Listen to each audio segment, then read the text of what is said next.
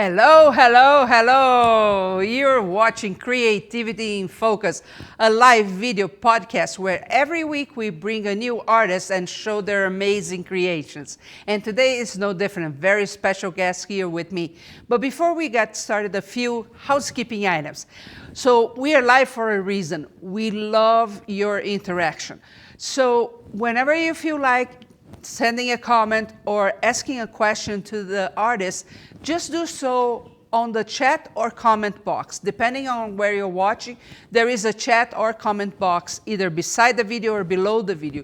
Use that so I can get here on my tablet and ask the amazing artist. That is a great way. Another thing is whenever you feel like, give us a like, a heart, whatever the social media where you're watching provides, because this helps us being shown to other people out there, as well as giving a comment. Even if you say, hey, hi from Texas, that is enough for us to be shown better on social media platforms. Don't forget, this is a podcast, so it's content only. You are free to share this in any group, any place that you want. We are not going to be selling anything. It's just to inspire people and get to highlight an artist every week. So you're free to share this as much as you want with no problems connected to that. And because it's a podcast, whatever you're watching, it stays there. That means that you can come back later and rewatch it, or even better, tell your friends to come and watch. I bet they are going to be really inspired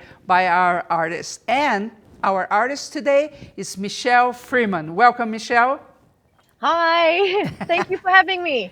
Yes, we are going to have a great time together. Michele told me she's in Texas, and they are having a major thunderstorm there, correct? Yes. So in case the image pixelates or we lose her, just stand by, she'll come back, and we will continue the conversation. Just know that this is live, storms happen, and we have to adapt. So Michele, what about if we start showing some of your creations so they get to know a little bit about what you make? Is that okay? Yes, please. Okay, so let's see the first one. We have a bunny. Yeah, I'm rather fond of my bunnies. This is Benjamin Bunny. I made him for an online show. I love using the woven back to dissolvable fur, and I needle felt the face and the paw pads. I find with needle felting, I can get more shape, more variation, way better than what my sewing ability is. Okay. So you sew the face and the body, and then the basic nose you needle felt. Yes. Very cool. And do you also costume? Do you sew the costume as well?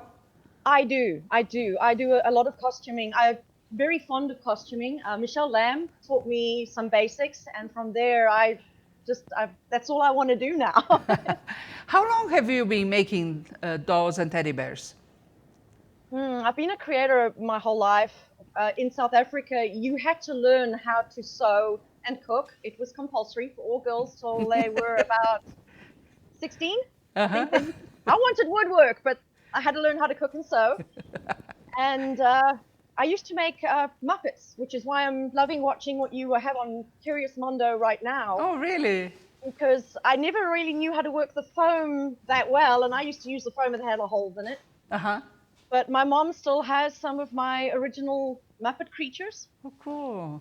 And I must be the only teddy bear artist. I did not own a teddy bear as a child. I got my first bear when I was 16. Really? And yeah, I loved the bear, but the only other bear I ever got was a carved wooden teddy bear from my dad on my 21st birthday. Mm-hmm. When I came here and had my daughter, she started talking about wanting toys and being very specific. So I started sewing toy dogs for her because that is her love. Mm-hmm. Then we discovered the world of teddy bears. I stumbled across Teddy Bear Times magazine on a trip through London. Mm-hmm. And I was like, I can do that. That's a job. Yeah. I can make teddy bears all day, right? Yes, I was working as an industrial engineer at that point. So it was fun to come home and do something different. True. And engineering still creeps in. It's the way I think, the way I approach projects. I tend to be very detailed in my note taking. Every animal I make, I write when I made it, what I made it out of, Did I use glass doll eyes? Did I hand paint eyes? And I have a full list going from when I started listing online and doing it professionally in 2012. Uh-huh. So I'm still kind of new. People are getting to know me still. So let's show them more creations. We have this, it's really an amazing panda. Oh, I love my pandas. I don't make too many. His face is needle felted. It's Uh-huh. kind of hard to see because I managed to get pure white wool from living felt so that it blended in with the white of the fur. Uh-huh. So That's very yeah, pretty. What about the paws? Do you need to felt the paws as well? yes, I do. Nice. Very cool. Very cool. How big is that panda? He's about 14 inches. Okay, a big guy. Kind of a Yes, big guy. 14 inches, 12 to 14 inches is my standard size. Got it. And this little guy here? He's called I Believe I Can Fly. He got me an Industry's Choice Toby Award last year. Wow, nice. I was watching my daughter rollerblade, and I was like, wouldn't it be fun if I could do a bear on roller skates? My family calls him Hacksaw Polly. Hexapoly. Hacksaw Polly. And on his roller skates and his wings, there's a little logo badge that says Hacksaw Polly. I don't know how he got that name. I think because I asked the family to help with the name. You don't question family suggestions, right? And Yeah. he in the back he has a backpack. He has a full set of wings. It's a wings. He has black, the bottom is black satin and the top is black organza. Each feather was cut out individually. I Okay. heat sealed it so it wouldn't fray. And then I cut them very length and then I sewed them together to make a big fluffy set of wings. Very cool. Very cool. And they are on a harness so they can be taken off. I see the ears are the same color as the muzzle. Is it also needle felted? The inside of his ears were felted, but the back of the ear is mohair. Very cool. Very cool. We already have some comments. Diane is saying hi from Altoona. Amanda Short, pleased to meet you, Michele. So tell me one thing. Did you grow up in South Africa? I did. I was born there. I left in 1998, so I was about 27 when I left. You left. And you left right to the U.S. or stopped Yes. in England? Okay. I was offered a job. I started out in Fort Lauderdale, then moved to Texas. Mm-hmm. And we just fell in love with it here. I was newly married, so I got a new job, got married, and moved to a new country, did it all in 3 months. And did you ever ask your parents why they never gave you a teddy bear? No, I didn't. You know, my parents always spoiled me. I was into painting. I did a lot of photorealism, so I always had the latest, greatest paint sets and paintbrushes. They spoiled me so much with art equipment and just support. Yes, that of course. I never really thought about. Now I make bears, and oddly enough, my dad loves to go and tell people that I won this prize or I made this bear. He doesn't tell me. But But he tells other I people. hear from his friends, yes. Yes, yeah. You mentioned the fact that you were an engineer, and you know, for a long time I had the false assumption that creatives, they were all right brain and, you know, total the opposite of being structure. And I think that's maybe because I am like that, so I thought everybody was that. But after I started Curious Mondo, it's amazing the amount of engineers that we have that are amazing artists as well. So it's a perfect combination, actually. Well, I always try and explain to people that when you get into engineering, it's about problem solving. Mm-hmm. And sometimes, especially for me, when I'm trying to a new bear, a new pattern, a lot of it is problem solving, and it's having the discipline to see it through. Yes. I get frustrated and put something aside, and it'll be put aside sometimes for 2 years. Oh, boy. And then I'll pull it off the shelf and like, I know how to fix this now. Okay, I'm going to try and fix it. That's good. Yeah, problem solving is an amazing skill to have, and you're right. That's what engineers do. Now, you mentioned that you saw Teddy Bear magazine and you got inspired, and then you decided to try on your own. Did you take any courses? How was the process? I went to, I believe it was Seagull's Crafts. I bought a pattern, Mm-hmm. and I followed the instructions. Thankfully, I bought a good pattern, Good. and my daughter still has that bear. She calls him Freckles because when I trimmed his nose, the fur, which was tipped, left little freckles. And then I was how like, big? well, How I like big this was it? pattern, but you what if I changed this and what if I changed that? That's good. That's good. So at the beginning, you were not needle felting the faces at all. No. What made you jump to needle felting? I saw some gorgeous bear from a Russian artist, and she had these beautiful puffy cheeks and a smile. And then I saw Catherine Halem's work of Katie Ray bears, and I was like, wow, what if I try needle felting? And maybe I can try, because I do sculpt, maybe I could try and bring those two together. And that's what I did. I approached my needle felting as if I'm using polymer clay to sculpt a creature. I build a form out of the wool, and then I work it into the surface. I can actually show you here. Wait, where's the camera? There you. Oh. You can actually see there's like rough lines still. Okay. And his nose is not quite. Yeah. Here's a good point. Stay there a little bit. Yeah. So the nose is not where you want. The nose will be a lot smaller. This will be a cat when he's done. Oh. But I build the forms up on the face, and then I work them smaller and smaller, and then I will blend and I will paint. Tammy Micheles, yay, shout out, I'm going to airbrush this guy. That's cool. Yeah, I've taken a lot of courses with you guys because I have learned so much. Things I never thought I would be interested in. I put it on in my studio. I have a big screen television. And I have it on, and while I'm working, I listen. I don't always comment, but I can hear what's happening. And today with that Velcro, I am so going to try that tip on one of the small bears I've got where I just can't get the fur out of that seam. That Velcro tip was worth the time. It was amazing. Yes. It was. Yeah. It was. And watching again how the gentleman built up the face forms, it's very similar to what I do. I just take a little longer because I'm needle felting them. Okay. You know, I have to tell you a secret. You know that I needle felt. Yes. And I love needle felting. And I make teddy bears. But to this point, I haven't been brave enough to try the needle felting on a bear. I don't know why. I think about it, and then, I don't know if I can do that, and I give it up. So, yeah. I think the first one for me was a disaster. I didn't really know what I was trying to do. I was trying to do a realistic bear, and I have realized that because I love cartooning and fantasy and Muppets and that kind of whole genre of things, I'm never going to make a realistic bear. It's just something happens somewhere in the creative process, and I'm okay with that now. I wasn't to start with, but I am now. That's good. I'm like that too. I don't go for realism that much.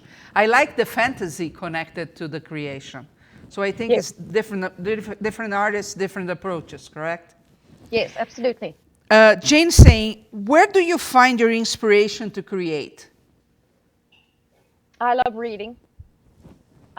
Beatrix Potter was one of my all-time favorites. I did a series of mice dressed in those costumes from The Tailor of Gloucester. Oh, how cool. Peter Rabbit, oh my gosh, that was the first story my parents ever read to me as a kid, and they could never read it enough.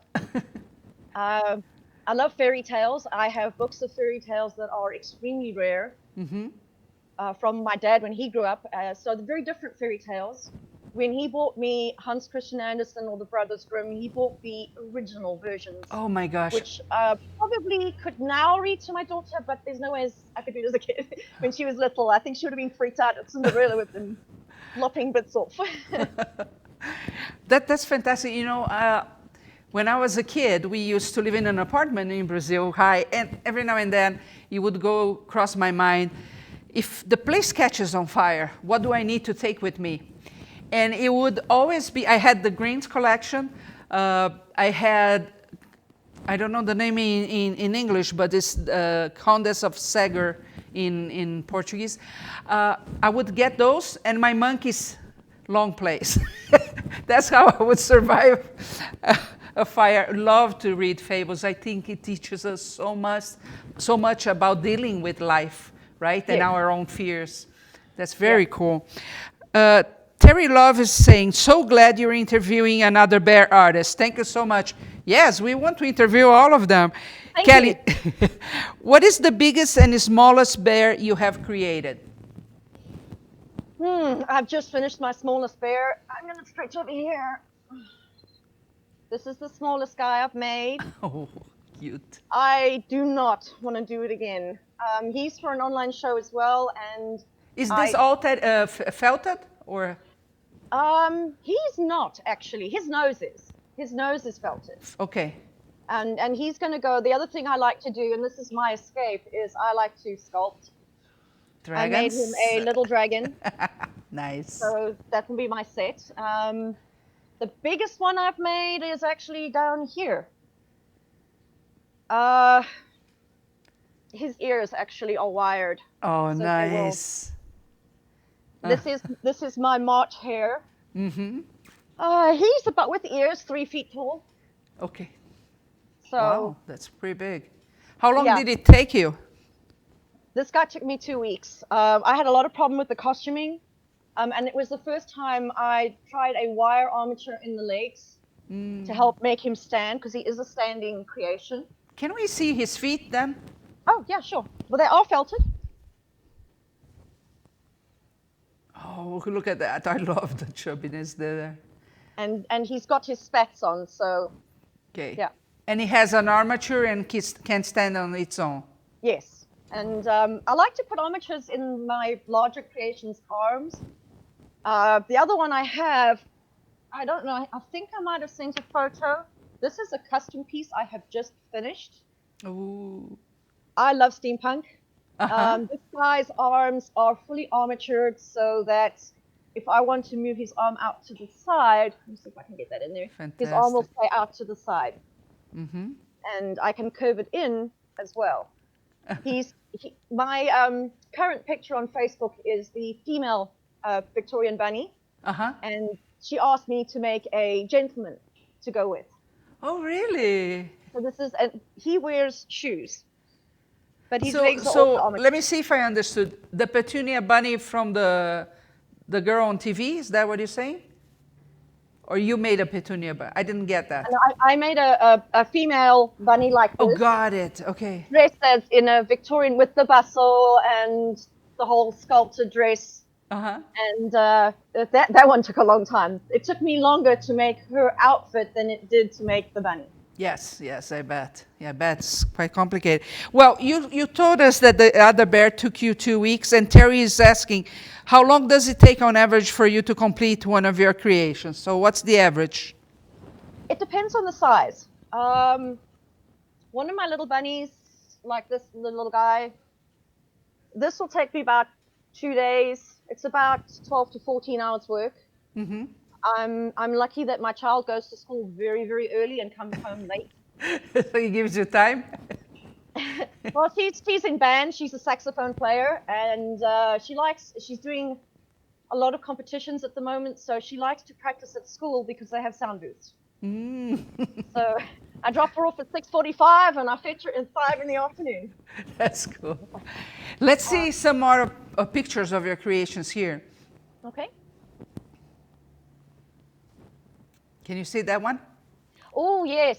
That was my very first steampunk bear. His name is Fletcher Gray.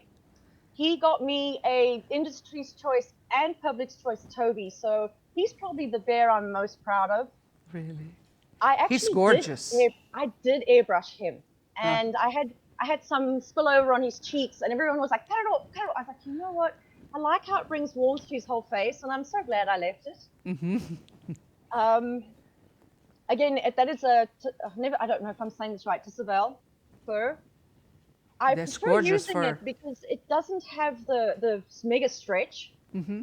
I will work with stretch fur, and I line. So I'm basically almost making 2 bears because I line the fur so it won't stretch. Mm-hmm. I line it with like a cotton. But that Tisabel, it is so soft and silky that when people come by, they just can't stop stroking. They need to hug, right? Yes. Yes. And the eyes, are the eyes glass eyes? They are glass doll eyes. I do use a lot of doll eyes. And there's... Oh, look at this. Blue eyes. Yes. And I use a lot of blue eyes, especially in light-colored bears. My polar bears always have blue eyes. And they're big eyes. What size are you using? 20? Yeah. Yeah? Wow. I bought some smaller ones because I would like to try and make a smaller bear, and I started today where I would like to put the real glass eyes in. When I started with it, I worked with the oval eyes that had the flat back. But over time, I've gone to the German hand-blown eyes that are round because I can sculpt a socket, and then I do cut the fur and push the eye in, and I Okay. can do it. But it's easier to felt around. It's much easier to work around a round eye than an oval eye. Uh-huh. That's a good tip. Kelly is asking, do you sell your teddies? Yes, I do. I have a store on Etsy. It is called Eden and Friends. I Do you named mind my spelling business. that? Eden is Eden, like the Garden of Eden, and Friends. My daughter's name is Eden. My business is named for her because it's her fault. I now make bears. Oh, that's cool.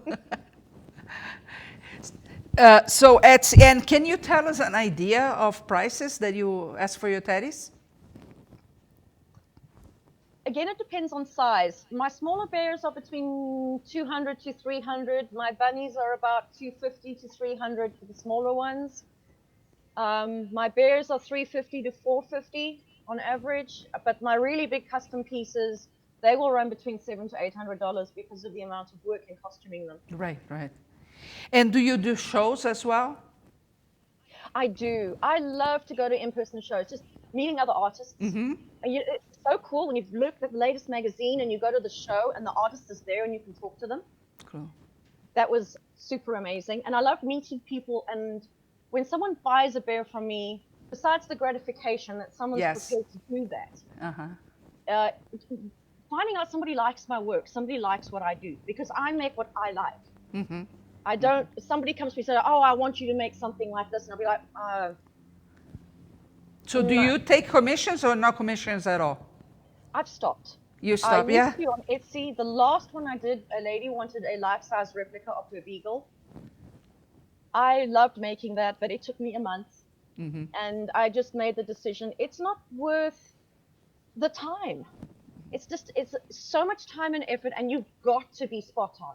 Yes. Because you are replicating something. And every The now and level, then, at a show, the lady who bought the one bunny and wanted the other bunny, for someone like that who is an amazing collector and has supported me since I started selling bears, absolutely. And I will bend over backwards to take a commission and do something for her that makes her happy. yeah. But the level of not from my anxiety story. is not worth, right? Yeah, I Well, know because how I it have is. so many things in my head I want to make. Uh-huh. And then somebody else comes with something, it kind of derails my thought process a bit. And Yeah, I agree with you. Terry is saying your creations are fantastic. Nanga, Michele, how do you do the lower jaw? Is that an add-on piece? yes, I kind of haven't got his lower jaw with me. When I will actually sculpt a piece, like when you do a teddy bear and you sew on the little bottom piece, if you make your piece separate, you don't do like Tammy does where she actually cuts into the head. I will felt a piece that is shaped like a mouth, and felt is so amazing because I can just felt that jaw in and blend it in. I do take paper pole and put it on the inside of the mouth just to give it a bit of firmness if the mouth is going to stay Cool. open. Uh-huh. If I'm going to close the mouth, because this guy, I closed his mouth. If he started out as having an open, but I closed it, so he has a lip. Then I won't put the paper pole in. But if it's going to be open with teeth, then yes, I do. Sometimes Mod Podge, they have a fabric stiffener that works great with felt. It's really good on the noses if you want to firm up a nose. That's fun. That's very fun. Amanda Short, yes, absolutely gorgeous. Wow, congrats on your prizes, well deserved. Georgina, do you make or sew your clothes yourself or do you buy them? Do you create your own patterns? I create my own patterns to some extent. Having a daughter and American Girl doll, I used to buy a lot of patterns and make the clothes for her because I was not going to pay those prices. And I realized at one point that if I made the armholes a little bigger and I worked the back of the pattern so that it fitted the fat body, I could use some of those patterns on bears. Okay. And my aunt is a dressmaker, so I did take classes from her. She made my wedding dress for me, so I know she's a meticulous worker. And she taught me how to do basic dressmaking. Yes, I do make my own costumes. I'm happier that way because then I can exactly dictate my fabrics. So how is your production of bears? How many bears do you make in a year? I try and make about 3 a month. Wow, nice. I'm a band mom, so sometimes that gets in the way. Uh, I always tell people I'm a wife and a mom first, a bear maker second. My daughter is the reason I stopped working as an engineer and started making bears. And if she needs me, I drop everything and run. That was the agreement. My husband would love it if I went back to work as an engineer. He is incredibly supportive, and I'm very grateful because for me, some days I get the kid to school, I do my morning run, I'm up into the studio, and I'm in fantasy playland, and I don't know too many people who have that kind of job. yeah. Best morning commute ever, a flight of stairs. Let's see some more pictures of your work.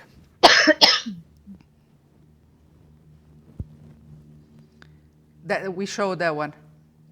That's the fluffy that everybody wants to hug. Let's see if we have another. Oh, ooh. What is he, a detective? Sherlock Holmes bear. Ooh. I made one for my dad because my dad has incredibly bright blue eyes, and he really wanted a bear, which surprised me, but he saw Sherlock Holmes as I had finished making it, and he have to have it. Unfortunately, I had a customer who wanted it as well, so I had to make another one. Oh. Even if I make the same creature or the same bear, same patterns, same fabric, I find that they don't turn out the same. The only thing I can kind of get the same is the paw pads, but because I use handmade glass eyes, the blue might not be the same. They might not be the same shape. And when you're felting, even with molds, it's very difficult to replicate the same thing. True. But Sherlock Holmes is one of my favorite characters. My mom is a criminologist, so I always used to tease her that she would come home with this tired, grizzled old face sometimes, and so nothing better than look at a Sherlock Holmes teddy bear, right? Yes. Bags under the eyes. Yep. Oh, Simon. His hat has a propeller on, which was very hard to photograph. Again, this is to Savile fur. But it was the mink fur, which you can't get anymore. Oh. His face, I don't know if I sent you any of the bears where I started refelting onto the face. So it doesn't have that smooth finish anymore like Simon has. He has taxidermy eyes, which are also a lot of fun to use. Okay. They don't have, you can't sew them in. You can glue them. I do glue a lot of the eyes to keep them in place till I have felted around them. But with him, I am itching to refur the face, as I call it. I will take short pieces of wool and I will felt them in and then brush them and trim them so it actually looks like a felted bear with a fuzzy muzzle. How often do you use taxidermy eyes? I got some as a gift. Okay. I would probably say maybe 4 bears a year, and it tends to be something where with Simon, the eyes that I had originally for him just weren't working. And when I tried the taxidermy eyes, they looked great. Yeah. And I think that's the thing, is sometimes you just have to accept that something isn't going to work the way your brain wants it to work.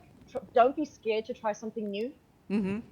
I have taken bears where I have actually gone and sliced off the whole face after it's been fully felted and redone it.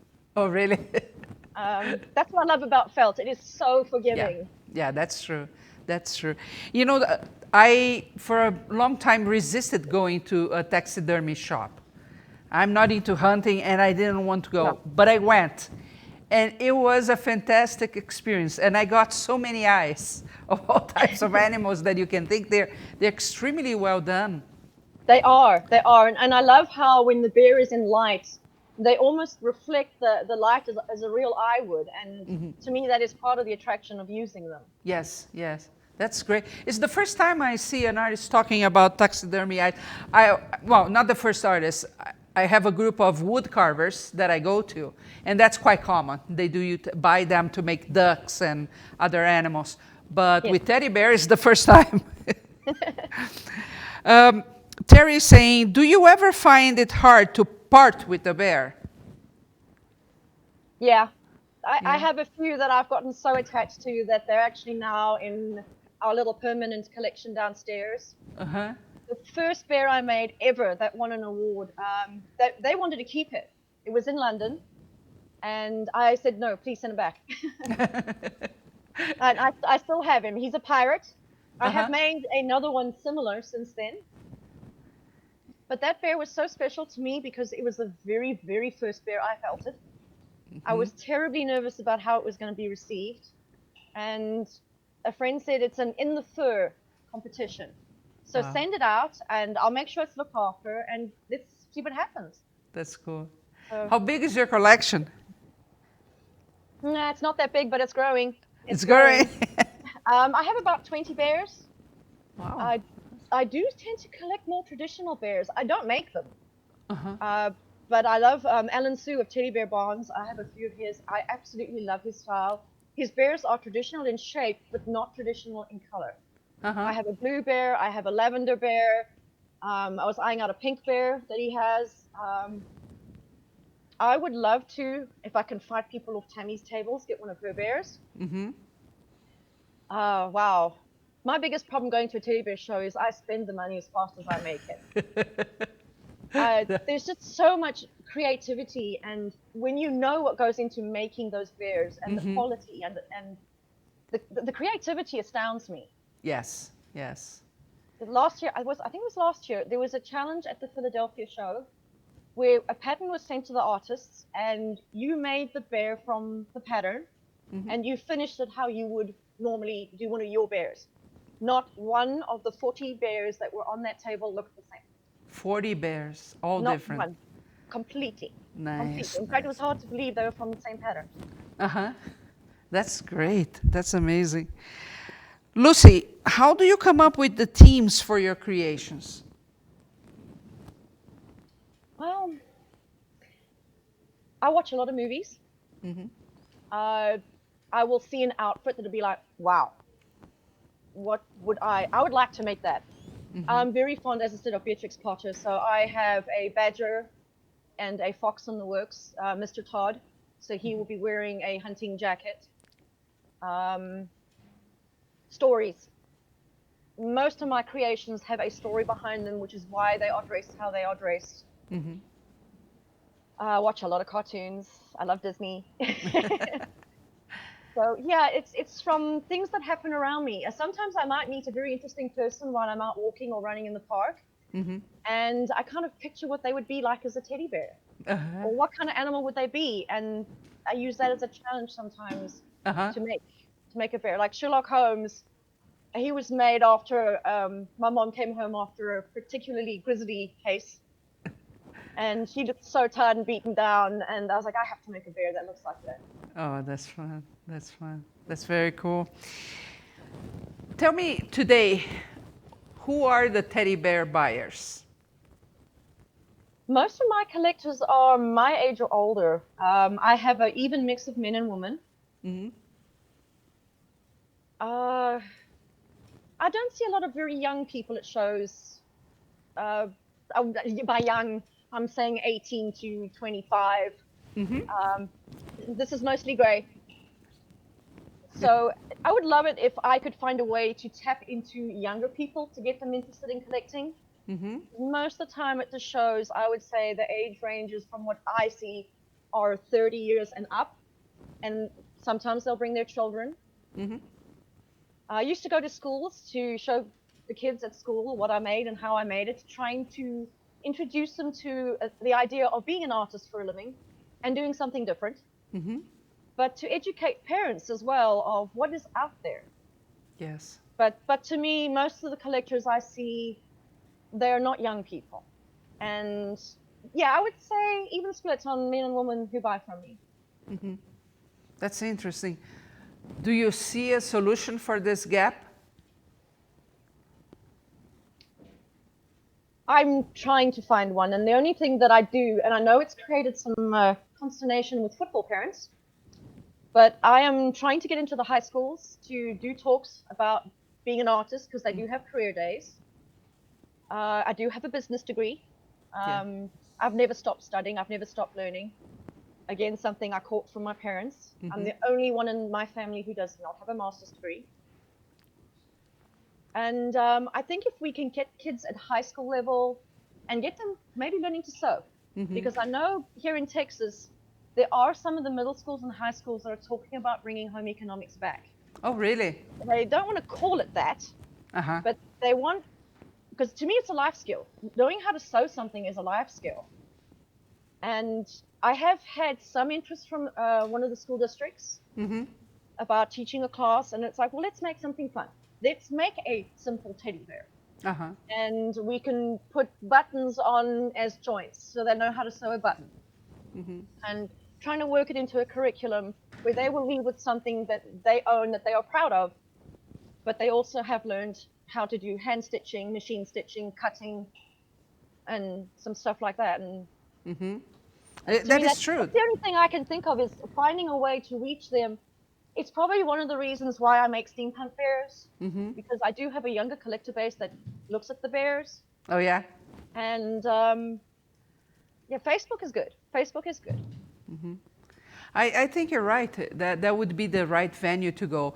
I was actually reading an article about the craft market and how the retail spaces are going out of business in a very fast pace.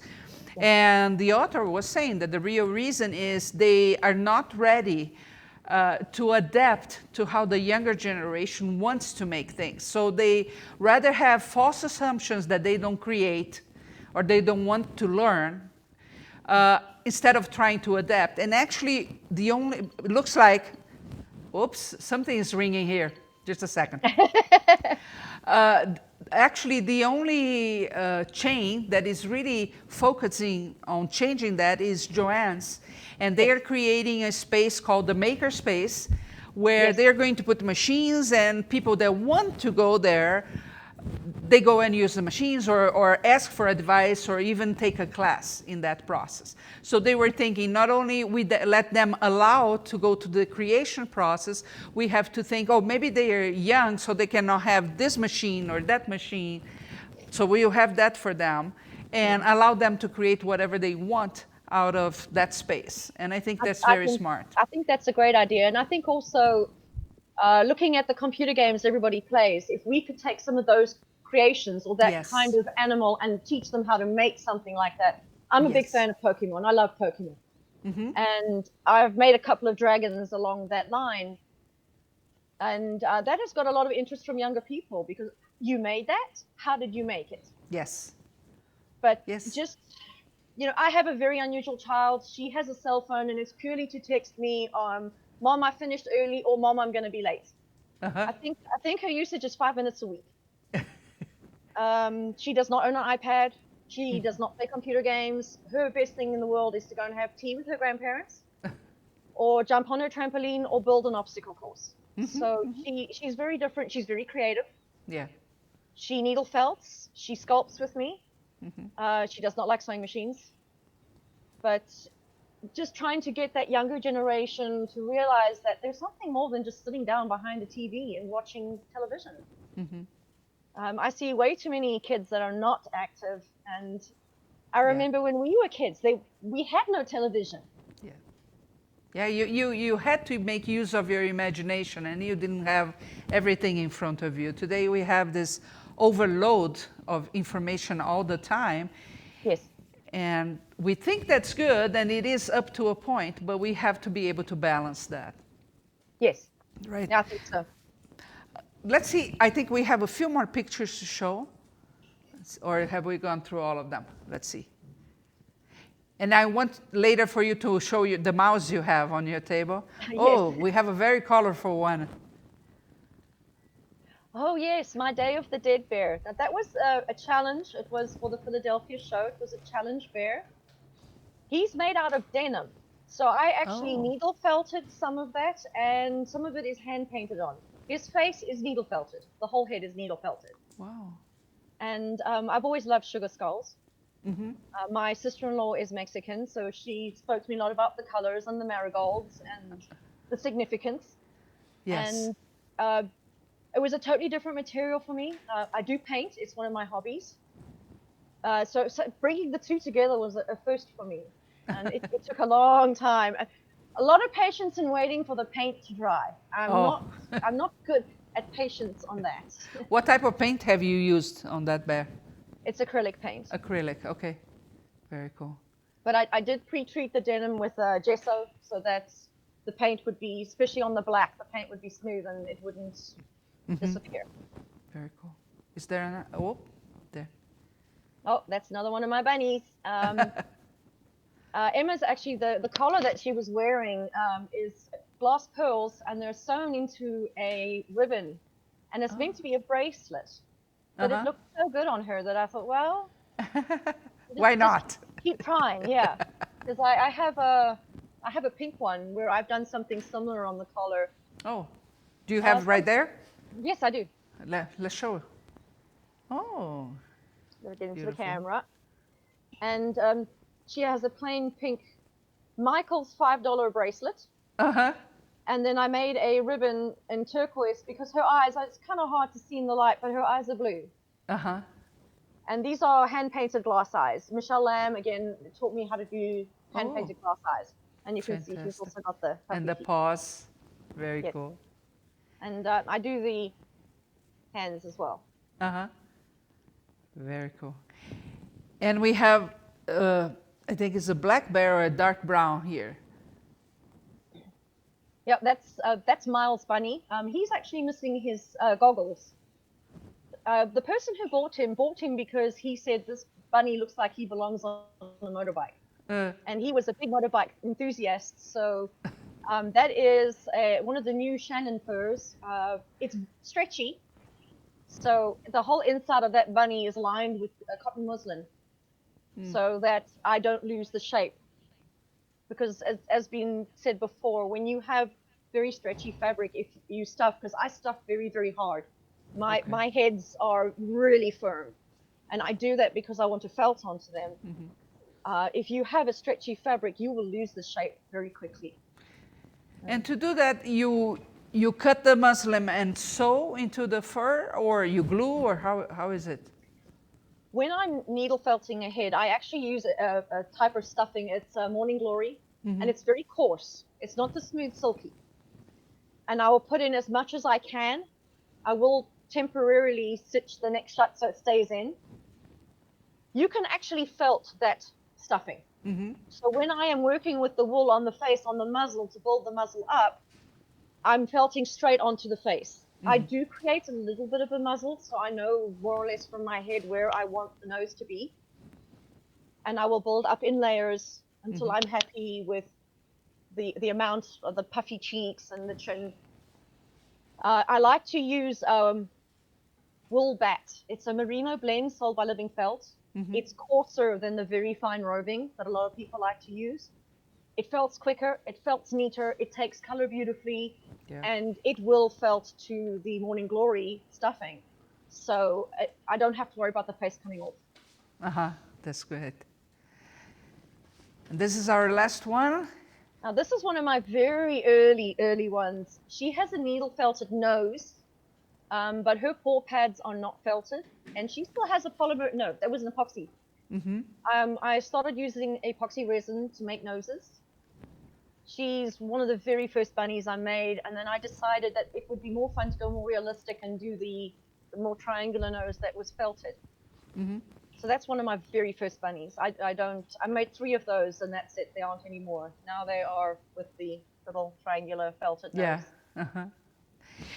Terry is asking, you mentioned you have an Etsy store. Can you talk a little about the pros and cons of running an online store? I'm loyal to Etsy because when I started out, they were really good. They were promoting, and I'm very loyal. If you treat me well, I will stay there. But I am starting to notice there is, to me, a lot of nickel and diming now. They've put up their fees on what they take when you have a sale. They charge fees on the shipping now as well. And on the last order I had, it hit me really hard because I didn't realize that the 5% fees they were now taking was going to come off the shipping as well. So it's now off the total amount where it didn't used to be. The nice thing about having an Etsy store is I can say to somebody, I'm here, and they know it's a reliable website. They know that they're buying from me in somewhere that is safe. I am not technologically advanced enough to run my own website. I don't have a wish to do that. I know my Okay. strengths, and having my own website and maintaining it. Also, Etsy collects, if I sell in England or Europe, which I do quite a lot, Etsy will collect that VAT for me and they will pay it. I don't have to worry about that. Good. And now with some sales tax online, internet sales being taxed, they handle all of that for True. me. When I go to an in-person show, I am responsible for collecting that sales and use tax, declaring it and paying it. And Etsy does that for me. So it is quite a big relief to have that burden off. The downside is Etsy's gotten very crowded. I type in my business name and sometimes I can't even find myself. Yeah. And it's frustrating. You feel like you're lost in the shuffle. It was the same reason I stopped selling on Bear Pile. Just got lost in the shuffle. Unless you're listing something every day, which I can't. I am not prolific enough. You just get lost. Yeah. And it's hard as an artist sometimes because, and that is my challenge, is publicity. Trying to make sure that I post on Facebook at least once a week what I'm working on or what I have finished. Keeping in touch with people. I work very much in isolation here. I don't know anybody else around me who does what I do. So I'm the crazy artist on the block. People are, You are? I think they're used to it now. Besides being obviously from a different country, I love to wear bright colors. I have no shame about speaking my mind. I put both feet down my throat very firmly on good occasions. But it's trying to maintain a presence is probably the hardest thing as an artist. Yeah. Keeping Yeah, people the aware that you are marketing still there. piece, many people don't enjoy that, but it's a very necessary part of It is. being a professional, right? You have to learn, and it is a tough question actually. You Actually, I mentioned would say if you want a good answer on how to be really present as an artist, have a look at Wayne yes. Lim of Wayneston Bears. He is amazing. He's Oh yeah? absolutely amazing. He's always on there about what is happening. He posts every day about what he's made or what Yeah. people around him are making. And he is just an amazing artist and an amazing friend. So Yeah. I'm looking forward to And seeing him again sometimes this soon. is more important than the platform that you're using to sell, right? Yeah. Yeah. You said you don't want to try the personal website, and there is a lot of work involved into having one. Then the other side, you go to somebody else's sandbox. The rules are theirs. They Yep. change it all the time. Yep. And I know at the end of the year, there was a massive exodus from Etsy because of the changes they made, right? Because people Yeah. are very angry with that. But then you have the option, go have your own. But then you have to pay for the traffic somehow. So it's a difficult decision. And that's one reason many artists rely on social platforms just to try to promote and sell, which is good up to a point because it's somebody else's sandbox as well. So they do change the rules every time. So you have to see what could work for you. And sometimes something like Shopify that is really an easy way of having a website can work, but you have to take care of taxes. And with this new trend of you having to pay taxes for every CD that your buyers buy, that's an accounting nightmare in itself. We know It because is. we live that. It is. And Yeah. as somebody who's been on both sides, it is tough because I want to spend my time making. And Yes. I don't want to spend it doing admin. I already do a fair amount. I have a spreadsheet where I will enter in everything that I use on a bear and what I paid for it. And that is how I work out my prices. Very meticulous on it. When my husband does my taxes for me at the end of the year, I can break down per bear what is the cost of goods sold, what was my labor. I think the only thing I didn't work out this year was what were my flights for all my shows. What was the total amount that I spent on flights, which kind of shocked me when I Yeah. finished. That's very cool. But yeah, you can't be an artist and be successful without being a business person as well. Yes. And you have to wear both hats. Yep. And the marketing hat I'm very uncomfortable wearing. It is probably, to me, the most difficult aspect of what I do. Yeah. But it's a process. You will get comfortable as you go, right? Yes, you do. You do. And having other friends, Facebook has been great there too, because I can reach out to other artists and ask for help. True. And Facebook has been the best way to reach me. I have 2 pages. I have both a Michele Freeman and I have Eden and Friends. And I will find that I will post in Eden and Friends about a show that I'm doing, and I will post in Michele Freeman. The Michele Freeman one is available immediately, but it can take to 2 to 3 days before the Eden and Friends one will show up in a feed. Yeah. Yeah. So It's tough. Now, what's next for you? well, this year I have actually started making more different creatures. She's very hard to photograph. I have a little Look at mole. that. I'll take her hat and glasses off, and then you can see Uh-huh. the little mole. And Very yeah, cool. I've dressed them and put shoes on her so she can stand. Hoping to make different creatures. For me, a way that I sort of relax and find another. If bears, sometimes I will get frustrated. So I'll either go for a run or a walk. Keller is beautiful. We're known for an amount of trees, and we have 26 miles of pathway. So I can go walk in the forested areas in the park. My biggest worry is if I go too early in the morning that there is a mountain lion there, and I do need to be careful. That wouldn't be fun. Yeah, I don't think I can outrun it. But there's so much to see, and I needle felted birds for a while. Yeah, I do little creatures like my little mermaid mouse. Oh, look at that. Let me get a Mermaid mouse. picture. And she has a little fin. Very cool. You know, and I try to do something different, and I would like to make different animals this year. I'm really wanting to do a series of woodland creatures. For some unknown reason, a fox and a llama are the 2 things on my head that I really just want to make. Oh, yeah. A fox So- is a must. Oh yes, yes. And I That's think very that cool. for me is I want to do more than just bears. Needle felting gives me the opportunity to sculpt. Yes. And it is sculpting in wool for me. And, you know, I follow Living Felt as well. They have been very good to me. Yeah, they're Done very some nice. stuff with them. And, you know, they'll send me samples of new wool and new stuff. And it's like, oh, what if I made a clown bear? Yes. Lester locks are so curly and colorful. I could give him a wig. And the inspirations, I do miss my daughter's input. We used to walk to school and talk a lot about what I was making. She now, the saxophone weighs a ton and she has to walk further, so it would be a 5-mile walk to school. So now we take the car. Yeah. But yeah, and I'm also trying, here's another one of my new bears, I'm trying to go back to, she's still got needle felting on it. I'm never going to get away from that. Oh, how cute. But I'm working, she has just got trimmed cheeks. It's not felted. Her nose is felted and around her eyes are felted. Okay. So I'm trying to go back to more traditional bears as well, because my goal this year is to learn how to do needle sculpting.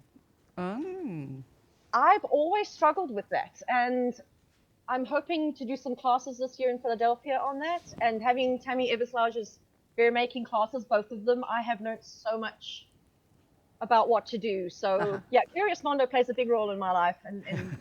And you're going to be here in June, right? Yes, I'm so looking forward to it. What are we going to be creating when you're here?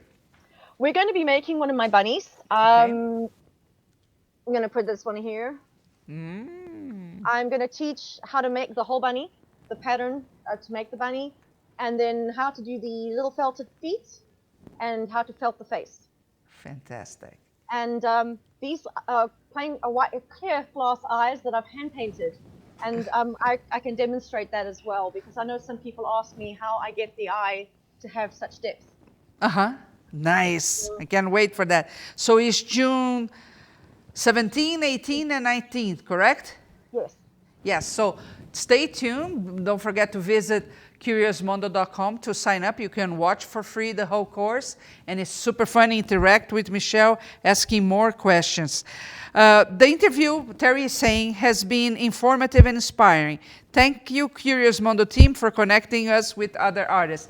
And thank you, Michele, for being here today and, showing so much about your process and your creative genius out there. Well, thank you so much. I really appreciate it. It's been quite an honor. Thank you. Thank you. I know you fell in love with her creation, so make sure that you block June 17, 18, and 19 to watch her course. Thank you again for being here and participating. You really make this podcast much better because we get to talk about the things that they are really interested in hearing.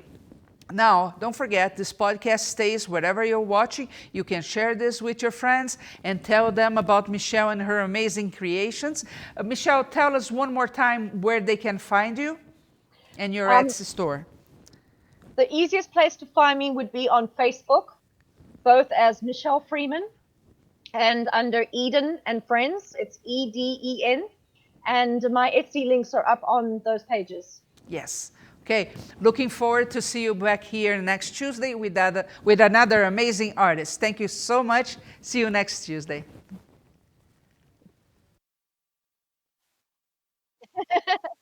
Woo! I survived. Well, thank you so much. You obviously are a very good,